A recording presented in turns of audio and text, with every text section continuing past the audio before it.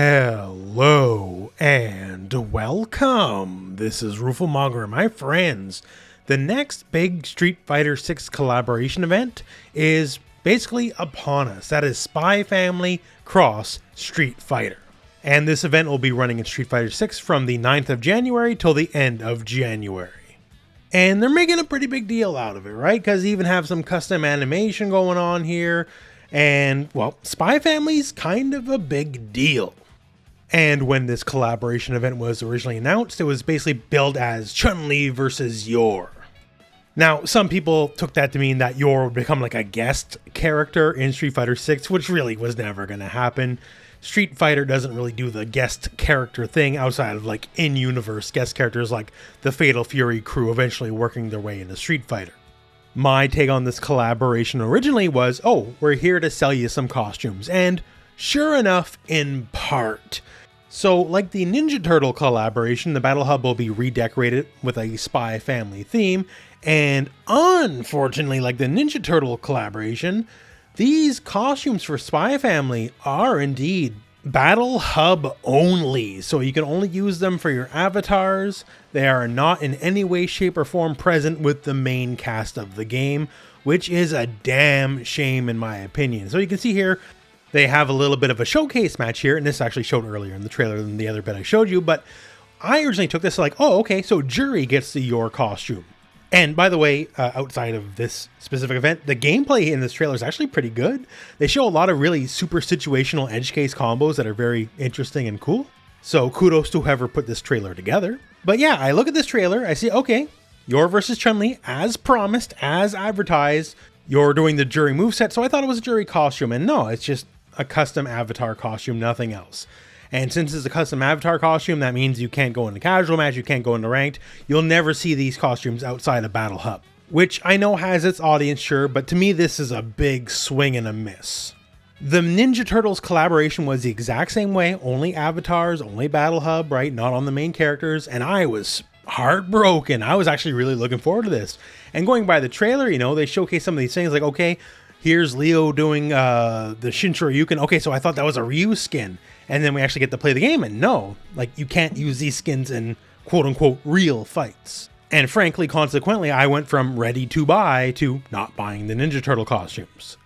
And here we are again, and it's kind of the same idea.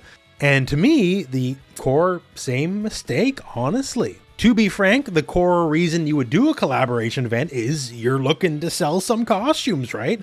And when you're not allowing these costumes to be on the main roster, you're limiting yourself. Like we recently did a video on the channel, like, hey, we like Street Fighter 6. I think everyone likes Street Fighter 6, just it's not necessarily everything it could be right now, hopefully in the future.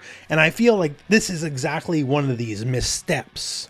Like, sure, you will sell some costumes. You'll sell some Battle Hub avatar stuff, right? But are you going to sell as much as you could? No, nowhere close to it.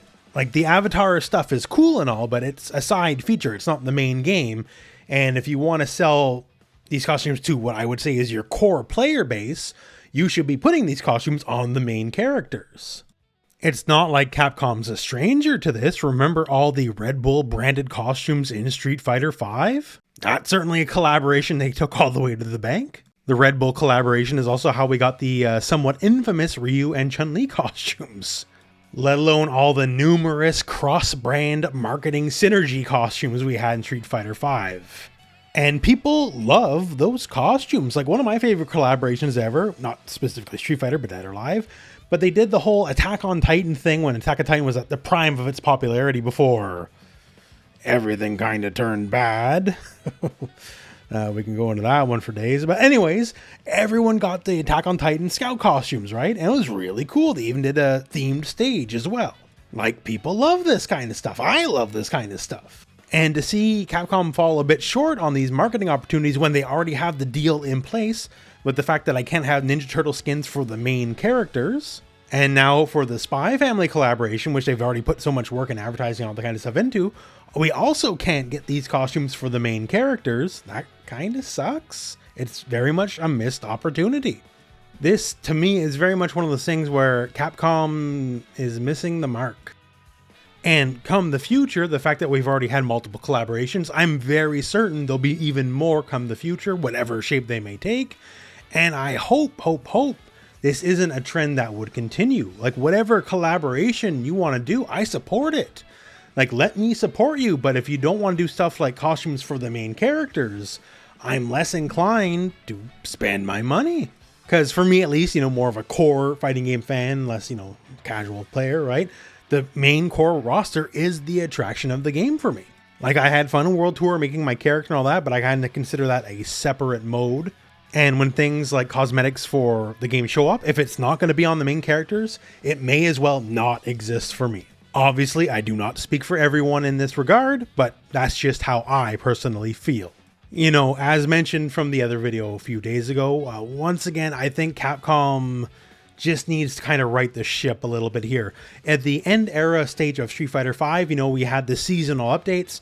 The developers were talking to us every few months. They had all these videos prepared, and that went away with Street Fighter VI. That era of communication is no longer here, which really sucks, right? Like, as far as I can tell with Street Fighter VI, they just have their set plan and they're sticking to it no matter what, which is a far cry from the era of transparency we had from late era Street Fighter V, and everyone loved that era of transparency. Here's what we're doing, here's why we're doing it, so on and so forth.